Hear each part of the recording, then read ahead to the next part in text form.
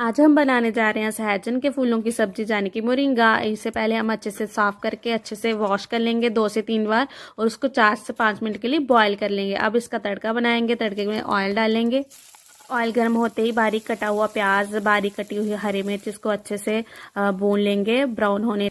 1 teaspoon नमक add करेंगे and 1 teaspoon हल्दी। अब इसको अच्छे से मिक्स कर लेंगे। अब इसमें बारीक कटा हुआ टमाटर ऐड करेंगे। टमाटर को अच्छा सॉफ्ट होने तक हम पकाएंगे। इसमें आलू ऐड करेंगे एंड मटर। इससे जो है सब्जी का स्वाद और बढ़ जाएगा। इसे अच्छे सॉफ्ट होने तक हम पकाएंगे। अब इसमें ऐड करेंगे मोरिंगा के फूल। ये पहले से बॉयल है, नहीं और पकाने की ज़रूरत नहीं है, बस 2 मिनट के लिए पका के।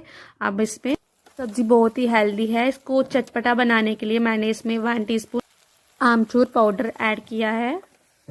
बस इसे हम 2 मिनट और पका लेंगे। अब इसे एक बाउल में ट्रांसफ़र कर लेंगे। ये सब्ज़ी बनके रेडी है। आप इसको ज़रूर ट्राई करना।